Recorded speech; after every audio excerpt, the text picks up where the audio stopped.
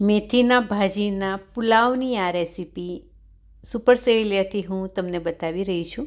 આ રેસીપી અમદાવાદમાં રહેતા મારા કાકીની છે અને એમને જે રીતે મને બતાવી એ રીતે હું તમને બતાવી રહી છું. બહુ જ ટેસ્ટી આ મેથીના ભાજીનો પુલાવ. અને જો તમને ખીચડી, પુલાવ, બિરયાની ખાવાના શોખીન હોય તો આ રીતે આ પુલાવ એકવાર ચોક્કસથી બનાવજો. બિલકુલ બનાવવાનું ચૂકશો નહીં, ખાસ કરીને જ્યારે મેથીની ભાજી શિયાળામાં ભરપૂર જોવા મળે છે ત્યારે. 200 ગ્રામ જેટલી મેથીની ભાજી, જેની મેં ડાળખી કાઢી લીધી હતી.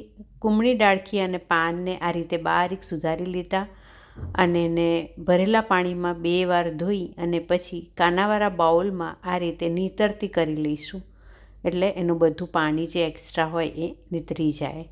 બીજી બાજુ આપણે 1 કપ ભરીને લોંગ ગ્રેન ચોખા, અહીંયા મેં બાસમતી ચોખા લીધા છે.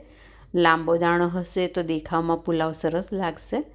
1 કપ જેટલા બાસમતી ચોખા, જેને મેં એકવાર ધોઈ અને પછી એને પણ 15થી 20 મિનિટ માટે પલાળી દીધા છે. બીજી તૈયારીમાં અહીંયા ખડા મસાલા, એ આ પુલાવને એકદમ જોરદાર ટેસ્ટી બનાવે છે. 4 મરીના દાણા, 3થી 4 લવિંગ અને તજનો ટુકડો, 2 ટુકડા તજ. ખડા મસાલા થોડા આગળ પડતા રાખશો તો પુલાવ બહુ જ ટેસ્ટી લાગશે અને સુગંધ એકદમ જોરદાર આવશે. અધકચરા ખડા મસાલા 3 જે મેં લીધા એને વાટી લીધા. તજ, મરી અને લવિંગ. હવે આપણે એક મોટો કાંદો લઈ લેવાનો અને કાંદો જે છે એની લાંબી લાંબી સ્લાઈસ કરવાની. એની છાલ કાઢી લઈશું અને એની લાંબી લાંબી સ્લાઈસ કરવાની.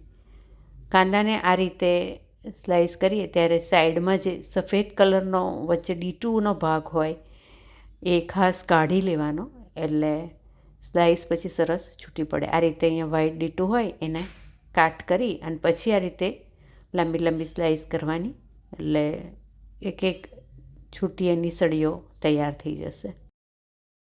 હવે એક પ્રેશર કુકર લઈ લઈશું, જેમાં 1થી 2 ચમચી ભરીને આપણે શીંગ તેલ લેવાનું છે.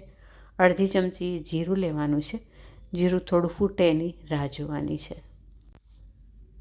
જીરું થોડું ફૂટે એટલે પછી આપણે જે અધકચરા વાટેલા ખડા મસાલા, તજ, લવિંગ અને મરી એડ કરી લઈશું. એ એડ કરતાની સાથે 1-2 મિનિટ શેકીશું. સાથે તમાલપત્ર એડ કરી લઈશું, એને પણ શેકી લઈશું. બધા ખડા મસાલા શેકતાની સાથે જે તમારા કિચનમાં સુગંધ આવશે એ ઓસમ છે. આખું ઘર મહેકી ઉઠશે. હવે આપણે ખડા મસાલા થોડા ગુલાબી થાય એટલે કાંદા જે રાખ્યા હતા સ્લાઈસ કરીને એ એડ કરી લઈશું.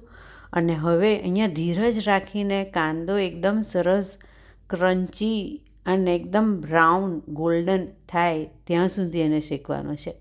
આ રેસીપીમાં કાંદા શેકવામાં બિલકુલ કચાશ નથી રાખવાની. એકદમ સરસ ગોલ્ડન કલરનો કાંદો થાય, એકદમ બ્રાઉન, ડાર્ક બ્રાઉન, ત્યાં સુધી એને શેકવાનો છે. થોડોક આ રીતે કડક પણ થશે શેકાતાની સાથે. બિરયાનીમાં એકદમ બ્રાઉન કાંદો આવતો હોય છે ને, બસ એવો આપણે કરવાનો છે. તો જુઓ, હું સતત હલાવતી ગઈ અને સરસ જોઈએ એવું ટેક્સચર અને કલર આવી ગયો છે.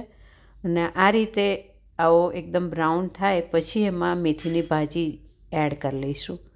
હવે મેથીની ભાજી એડ કરીને એને પણ આપણે થોડી આ રીતે હલાવી લઈશું. ફ્રેન્ડ્સ, અહીંયા મેથીની ભાજી થોડી ઓસાય એવું લાગે એટલે આપણે મીઠું 1 ચમચી ભરીને એડ કરી લઈશું. અહીંયા મેં હમણાં 1 ચમચી ભરીને મીઠું એડ કર્યું, જે ચોખાના ભાગનું પણ એડ કરી જ લીધું છે. પછી જરૂર લાગે તો થોડું 5 ચમચી જેટલું એડ કરીશું, પણ અત્યારે 1 ચમચી જેટલું મીઠું એડ કરી હલાવી લઈશું. ભાજી સરસ રીતે ઓસાઈ ગઈ છે. ફરીથી થોડુંક 5 ચમચી જેટલું મેં મીઠું એડ કર્યું, કેમ કે ભાતનું પાણી એડ કરીશું એટલે એ બધાની વોલ્યુમ જોતાં મને જરૂર લાગી એટલે મેં એડ કર્યું. હલાવી લઈશું. હવે આપણે જે ચોખા પલાળીને રાખ્યા છે એનું બધું જ પાણી કાઢી અને આ રીતે એને પણ આપણે એડ કરી લઈશું. અને આ રીતે ચોખાને પણ થોડાક શેકી લઈશું. આ રીતે કરવાથી એ થોડા ચડવા માંડશે. ચોખાનો દાણો થોડો શેકવાનો છે.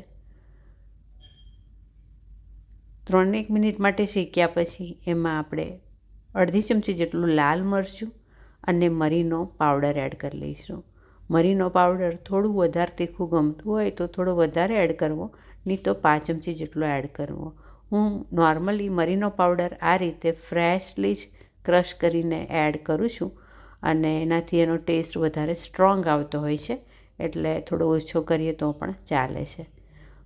હવે આપણે સરખી રીતે બધું હલાવી લઈશું. ભાત પણ સરસ શેકાઈ ગયો છે, નીચે થોડો ચોંટતો હોય એવું લાગે છે. એ ટાઈમે ગરમ પાણી આપણે 2 કપ ભરીને એડ કરી લઈશું. જે કપના માપ પ્રમાણે મેં ચોખા લીધા હતા એનાથી ડબલ પાણી, ગરમ પાણી એડ કરી લેવાનું છે. તો આ રીતે 2 છલકાતા કપ મેં ગરમ પાણી એડ કર્યું. હવે આપણે બધું જ બરાબર હલાવી લઈશું. પાણી ગરમ એડ કરવાનું, એટલે ફક્ત 10 જ મિનિટમાં કૂકર બંધ કરીશું, પછી આપણો આ પુલાવ તૈયાર થઈ જશે. સુપર ટેસ્ટી આ પુલાવ. સુગંધ એટલી સરસ અત્યારે આવી રહી છે કે આખું ઘર સુગંધ થઈ ગયું છે. તજ, લવિંગ, મરી જેવા ખડા મસાલાની સુગંધ આખા ઘરમાં આવી રહી છે. કૂકરની વિસલ કાઢી અને આ રીતે ઉપર વાડકી મૂકી દીધી અને એકદમ ધીમો ગેસ કરી દીધો. 10 મિનિટ માટે કૂકર થવા દીધું એકદમ ધીમા તાપે. 10 મિનિટ પછી મેં ગેસ બંધ કરી દીધો. કૂકર ઠંડુ પડ્યું પછી ખોલતાની સાથે જોઈ શકો છો બહુ જ સરસ આપણો પુલાવ તૈયાર છે. દાણો પણ સરસ છૂટો અને સરખી રીતે ચડી ગયેલો છે અને બહુ જ ટેસ્ટી સુગંધ એટલી બધી સરસ આવી રહી છે કે આપણે રહેવાય પણ નથી, ખાવાનું મન થઈ ગયું છે. અને હવે એક બાઉલમાં આપણે એને કાઢીને સર્વ કરીશું. જુઓ, ગરમા ગરમ આ મેથીનો પુલાવ. ડાયાબિટીસના પેશન્ટ હોય, હાર્ટના પેશન્ટ હોય, બધા જ માટે એકદમ બેસ્ટ. ટિફિનમાં લઈ જઈ શકાય, ડિનરમાં કે પછી ક્યારેક લંચમાં પણ દોડે એવો આ મેથીનો પુલાવ મેં દહીંની સાથે સર્વ કર્યો. એકલો ખાવ તો બી મજા આવે. શિયાળામાં ભરપૂર લીલીછમ મેથીની ભાજી જ્યારે મળે છે ત્યારે એક નહીં પણ વારંવાર બનાવવાનું મન થાય એવો આ પુલાવ તમે ચોક્કસથી ટ્રાય કરજો. જોતા રહેજો સુપર સહેલિયા. મળીશું નવી રેસીપી, નવી સહેલી સાથે. Thank you.